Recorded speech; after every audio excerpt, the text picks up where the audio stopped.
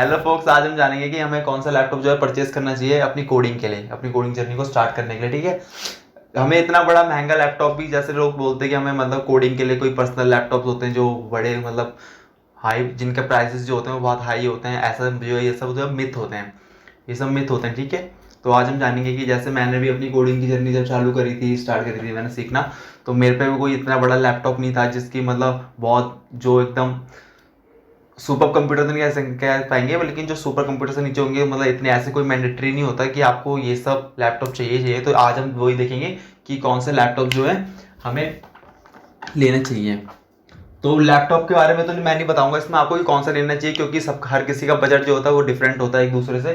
तो लेकिन मैं कुछ फीचर्स के बारे में बताऊंगा आज आपको, कि जिससे आपको ये फिगर आउट करने में आसानी होगी कि आपको कौन सा लैपटॉप लेना चाहिए, कौन सा आपके लिए गुड है। ओके, तो मैं फीचर्स के बारे में बात करूंगा।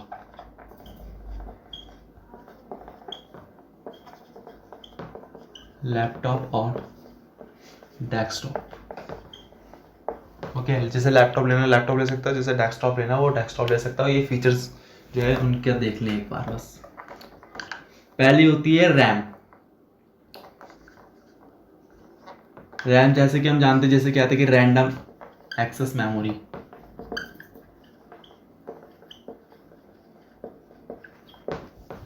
रैंडम एक्सेस मेमोरी क्या होती है कि जो भी हमारे जितने भी आपका जो भी, जैसे आपका लैपटॉप है तो जिसमें जितने भी मतलब आपके जो चलते हैं, जैसे ब्राउजर आपका ओपन है, जैसे आपका कोई वीएलसी मीडिया ओपन है, मतलब कितने कंपोनेंट्स उसमें कौन कौन सी एप्लीकेशंस जो है उसमें ओपन है, तो ये रैंडम एक्सेस मेमोरी के थ्रू जो है वो चलता है। वो रैंडम एक्सेस मेमोरी उसी के अकॉर्डिंग जो है अपनी स्टोरेज लेती है, तो उसी के अकॉर्डिंग जो हमारा जो फास्ट चलता है या स्लो चलता है उसी के अकॉर्डिंग चलता है। अगर आपकी रैम कम है तो इस, अगर आपका जो एप्लीकेशन का साइज है वो ज़्यादा है या वगैरह वगैरह, वो जितना रन टाइम में जितना स्पेस लेता है तो उतना उसके अकॉर्डिंग ये चलता है। अगर आपकी रैम ज़्यादा है तो ऑब्वियसली बात आपका जो लैपटॉप या जो भी आपकी मशीन है वो गुड चलेगी। ठीक है, लेकिन सिर्फ रैम से ही नहीं होता है। अगर आपकी रैम ज़्यादा है और चीज़ें भी मैंडेटरी है। ठीक है, सिर्फ रैम ही यहाँ पे नहीं है, और चीज़ में क्या होती है, जैसे कि हम पहले के लैपटॉप देखते थे उनमें आती थी हार्ड ड्राइव, एसडीडी कहते हैं इसको, हार्ड ड्राइव। हार्ड ड्राइव क्या होती है? हार्ड ड्राइव हमारी स्टोरेज होती है, एक तरह स्टोरेज ही होती है हमारी ये, जो है ना, जो जितने भी हमारे प्रोग्राम्स जो चलते हैं ये उनको उनको भी स्टोर करती है ये। तो जो ये हमारी स्टोरेज होती है, पहले हार्ड ड्राइव आती थी, लेकिन अब जो है, और ये जो हार्ड ड्राइव होती है इसमें कुछ पैलेट्स होते हैं, मतलब आपको सर्कल सा दिखेगा आपको चलता हुआ इसमें। आप अगर देखेंगे अगर कभी हार्ड ड्राइव को, है ना, तो उसमें पैलेट्स होते हैं, और ये ना एक्सपेंसिव तो नहीं होती है ये, थोड़ी कम, हाँ ये एक्सपेंसिव कम होती है, लेकिन इसका जो साइज जो होता है और इसकी जो जो ये एनर्जी को कंज्यूम करता है, मतलब आपकी इलेक्ट्रिसिटी हो गई, उस चीज को ये हाई कंज्यूम करता है। और लेकिन इसके बाद जो आया पिक्चर में वो है एसएसडी, इसे कहते हैं सॉलिड स्टेट ड्राइव। जो आपने पहले के कंप्यूटर देखे होंगे, जैसे 2012 से पहले के या 14 से पहले के, जिनके जो जो कंप्यूटर्स होते थे जो चीप होते थे, है ना, किसी और के कंपैरिजन में, तो उनमें जो है एसएसडी आती ही नहीं आती थी। जैसे मैंने एक बार बहुत पहले लैपटॉप लिया था तो उसमें भी एसएसडी नहीं आई थी, उसमें सिर्फ एसडी थी, एसडीडी थी, जैसे हार्ड ड्राइव कहते हैं। ठीक है, तो लेकिन जो आपके कंप्यूटर्स होते हैं वो उनमें एसएसडी आती है। एसएसडी मैं बताऊंगा कौन कौन सी एसएसडी होती हैं, है ना, किस किस टाइप की एसएसडी होती हैं। ठीक है, उस इन सब ये एसएसडी जो है वो ये इंपॉर्टेंट फैक्टर है। अगर आपको, जैसे मान लीजिए आपको एक नॉर्मल यूजर है, नॉर्मल यूजर से मेरा मतलब है कि जो अपने लैपटॉप में कुछ भी नहीं करता, जो अपने डेस्कटॉप में कुछ भी नहीं करता, जैसे मतलब उसको अपना क्रोम ओपन करता है, बाकी उसने कोई गाने वाने सुन लिए, जस्ट नॉर्मल क्रोम यूज करा, है ना, यूट्यूब वीडियोस देखने के लिए, एकदम सिंपल वर्क जिसे कहूँगा उसको मैं कहूँगा, तो उसके लिए जो मैंडेटरी होगी एसएसडी, उसका काम जो है वो 256 में भी चल जाएगा, 256 GB उसका काम जो है, उसका काम इसमें चल जाएगा। ओके, इसमें 128 GB की भी एसएसडी आती है, जो जिसका रेट जो है ऑब्वियसली इससे कम होगा, तो 128 GB की भी आती है, लेकिन आपको वो चीज़ नहीं लेनी चाहिए 128 GB वाली। क्यों नहीं लेनी चाहिए? क्योंकि जब आपका ऑपरेटिंग सिस्टम ऑन होता है, तो जैसे आप उसमें कोई सॉफ्टवेयर डाउनलोड करते हैं या आपने कोई एप्लीकेशन जैसे अपने सिस्टम में जो है अपनी मशीन में जो है डाउनलोड करी, तो लेकिन जब वो अपडेट लेंगी तो वो 128 GB जो है वो बहुत जल्दी भर जाएगा। ठीक है, in the comparison of 256 GB। ठीक है, तो वो जल्दी भर जाएगा, तो इसलिए आपकी मशीन जो है वो है ना, जो है वो वर्क नहीं करेगी प्रॉपरली अगर आप नॉर्मल यूजर भी हैं। तो इसलिए आपको मतलब 256 जीबी तो आपको मतलब लेनी ही चाहिए। ये तो मैं मस्ट मानता हूँ कि इतनी होनी चाहिए किसी भी सिस्टम में, ठीक है, अगर कोई यूज करता है। लेकिन अगर जैसे अब ये मैंने बताया नॉर्मल यूजर के लिए,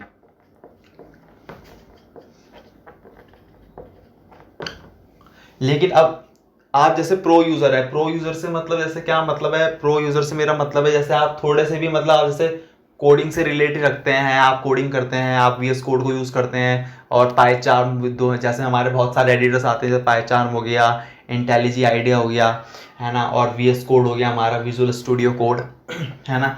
तो आप अगर इन सबको यूज करते हैं, आप प्रोग्रामिंग में थोड़ा बहुत भी कुछ करते हैं, तो आपको जो है वो लेना चाहिए 512 512 जीबी है। क्योंकि अगर आप जैसे आप 256 जीबी में आप वीएस कोड भी चलाएंगे और इंटेलिजी आइडिया जो होता है और अदर जो एडिटर्स होते हैं, अगर आपने वो इंस्टॉल करके रख लिए, तो आपकी मशीन जो है वो रिस्पॉन्स नहीं करेगी प्रॉपरली, वो हैंग होगी, है ना, और जो कंप्यूटर जो होगा वो स्लो भी चलेगा काफ़ी। तो इसीलिए 256 जीबी उस चीज़ के लिए तो मैं रेकमेंड नहीं करता हूँ, ठीक है। तो इसीलिए जो भी मतलब प्रो यूज़र है, प्रो यूज़र का मतलब ये नहीं आपको सब कुछ आता है, प्रो यूज़र का मतलब ये नहीं बता रहा हूँ मैं। प्रो यूज़र का मतलब वही है कि आप अगर थोड़ा सा भी कोडिंग से रिलेट रखते हैं, है ना, आप अगर थोड़ी बहुत भी करते हैं कोडिंग, तो आपको 256 जीबी होती है, क्योंकि आपको बहुत सारे सॉफ्टवेयर जो है अपने सिस्टम में इंस्टॉल करने पड़ते हैं, तो जिसके वजह से है ना 512 जीबी उनकी उस चीज़ के लिए इनफ होती है, इनफ, ठीक है।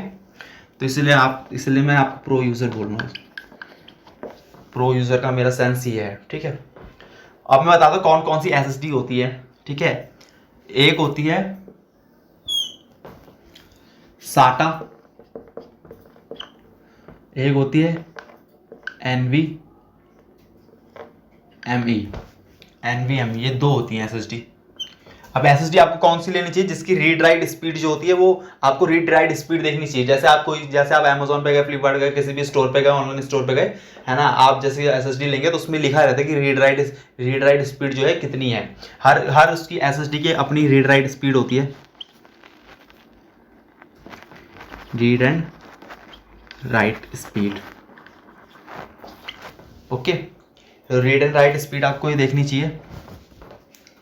लेकिन जो नॉर्मली माना जाता है वो जो एनवीएमई में बोल रहा हूँ, इसकी जो है वो फास्टर होता है, इसकी रीड राइट स्पीड जो है वो फास्टर होती है इन द कंपैरिजन होती है साटा, ओके। और लेकिन जो एनवीएम की जो एसएसडी होती हैं, इनका एक पोर्ट होता है, वो पोर्ट हर किसी में वैसे नहीं होता, मतलब जनरली अब तो होता है। जैसे अगर कोई अभी लेता है हाल फिलहाल में, मतलब 2016 के बाद से जिसने भी कोई भी मशीन ली हो, कोई सी लैपटॉप या डेस्कटॉप हो, तो उसमें एक पोर्ट होता है M.2, ये पोर्ट होता है किसके लिए, NVMe के लिए। अगर आपको NVMe की SSD लगानी है तो M.2 पोर्ट, ये वाला पोर्ट आपके सिस्टम में होना चाहिए। इसके थ्रू जो है आप उस चीज को लगा सकते हैं, ठीक है, इस वाली SSD को लगा सकते हैं, और ये फास्टर होती है साटा के कंपैरिजन में। और लेकिन जो 2016 से मतलब जैसे जिनके पुराने लैपटॉप होते हैं उनके लिए साटा की होती है। साटा भी मतलब बेकार नहीं होती है। अगर ये जो है ये एक ग्लोबल कंपैरिजन है कि साटा फास्टर है या NVMe फास्टर है, तो उसमें ग्लोबल कंपैरिजन में NVMe फास्टर है। लेकिन हमें ग्लोबल कंपैरिजन नहीं देखना चाहिए जब हम अपनी चीज़ को देखते हैं, हमें अपने देखना चाहिए हमें कितना वर्क है, हमको उसके अकॉर्डिंग फीचर्स लेने चाहिए, ना कि हमें कंपैरिजन देखने, ग्लोबल कंपैरिजन देखने जाते हैं। ये तो सिर्फ और सिर्फ उनके लिए होता है कि वो कैसे अपने आप को बेहतर कर सकते हैं, तो ठीक है। तो हमें ये सब चीज़ें नहीं देखनी चाहिए, हमें अपने अकॉर्डिंग चलना चाहिए हमेशा। हम पे कितना बजट है इसके अकॉर्डिंग हमें चलना चाहिए, हमारी कितनी नीड है, ठीक है। तो NVMe, ये मैंने बता दी कि NVMe कौन कौन सी होती है SSD। एक होती है साटा की और दूसरी होती है NVMe। उसके लिए NVMe के लिए पोर्ट कौन सा होता है, M.2 पोर्ट, ठीक है। तो ये मैंने और M.2 पोर्ट, इसमें SSD में एक और चीज़ आती है, जो ये SSD हो गई, इसमें एक और चीज़ आती है डी रैम भी जो है वो इसी का पार्ट है, ओके। डी रैम क्या है, एक dynamically random access memory. Dynamically random access memory का क्या मतलब है, डायनामिकली रैंडम एक्सेस मेमोरी का मतलब है जैसे भी आप जितने भी आपने कोई मतलब कोई सॉफ्टवेयर कोई सा भी सॉफ्टवेयर अगर आप चला रहे हैं, तो वो डायनामिकली कितनी स्टोरेज लेता है, तो ये भी डी रैम की SSD के अंदर ही आती है। लेकिन अगर ये डी रैम नहीं भी होती है, जब ये डी रैम जो है ये मैंडेटरी नहीं होती है।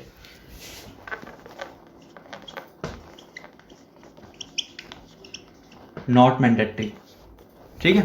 अगर आपको ये मिलती है ना, आपको ये मिलती है, आप चेकआउट कर सकते हैं अमेजोन या फ्लिपकार्ट पे, कोई से भी ऑनलाइन स्टोर जो होते हैं हमारे ई कॉमर्स, उन पे आप चेकआउट कर सकते हैं। अगर आपको ये मिलती है तो वेल एंड गुड है, अगर नहीं मिलते तो भी गुड है, ठीक है। तो ये कोई मैंडेटरी नहीं है कि ये आपकी होनी चाहिए, अगर होती है तो ठीक है। तो ये था गाइस, है ना, जैसे आपकी मैंने बताया कि रैम होता है, ये आपको पता चलेगा कि एसएसडी क्या होती है, हार्ड ड्राइव होती है। हाँ, अब हार्ड ड्राइव का क्या फेस है, जैसे मान लीजिए एसएसडी आ गया, तो क्या हार्ड ड्राइव हमें नहीं यूज करनी चाहिए आज के टाइम पे, क्या हार्ड ड्राइव अब यूज नहीं होती है, ये चीज मैं बताना चाहूंगा। तो ठीक है, तो मैं आपको ये बताऊंगा कि जो हार्ड ड्राइव होती है इसका क्या यूज है, हम इसको कहाँ पर यूज कर सकते हैं, where we can use it. So जो हार्ड ड्राइव होती है, जैसे आपकी मान लीजिए आपके सिस्टम, आपको सबसे पहले मैं कोई सा भी अगर आपको सिस्टम अपना फास्ट रखना है तो हमें हमेशा उतनी ही स्टोरेज रखनी चाहिए जितनी हमें नीड हो।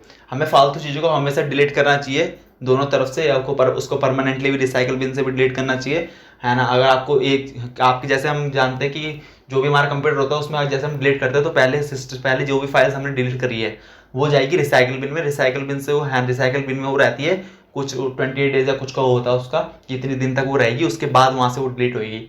लेकिन अगर आपको एक ही बार में डिलीट करनी है तो आप शिफ्ट प्लस डिलीट दबा सकते हैं उसके लिए।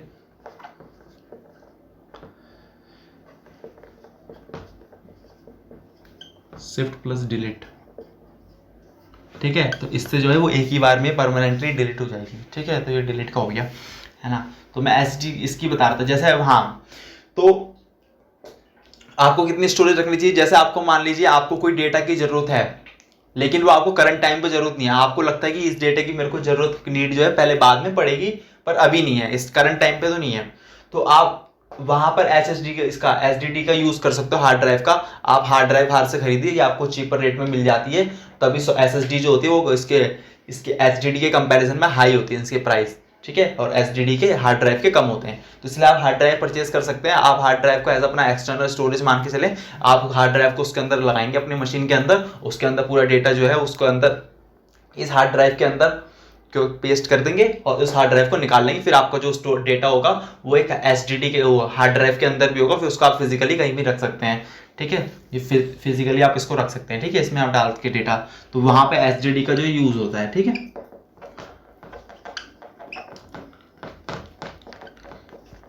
used to store external data,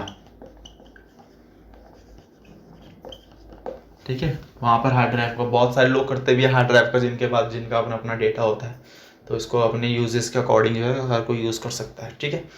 तो ये सारे फीचर्स मेरे को लगता है कि आपको देखने चाहिए, है ना, जब भी आप कभी कोई लैपटॉप या डेस्कटॉप आप परचेज करें, ठीक है। इट इज़ नॉट मैंडेटरी कि आपको है ना कोडिंग आपको करनी है तो आप पे पास कम से कम 40 या 50 या 60 हज़ार का लैपटॉप आपके पास होना ही चाहिए, नो, ये सब कुछ मैंडेटरी नहीं होता है ना। जो जैसे कोडिंग चालू करनी होती है वो नॉर्मल से भी हो जाती है, ठीक है। बस ये होता है कि अगर आपने नॉर्मल ज़्यादा जिसमें एसएसडी नहीं है, सिर्फ एसडीडी है, तो उसमें आपका जो मशीन होगी वो प्रॉपरली वर्क नहीं करेगी, वो हैंग करेगी या कुछ भी हैंग वैंग करेगी, तो उसमें आप रैम को भी बढ़ा सकते हैं। जैसे आपकी 4 GB रैम है तो 8 GB रैम आपकी होनी चाहिए मिनिमम,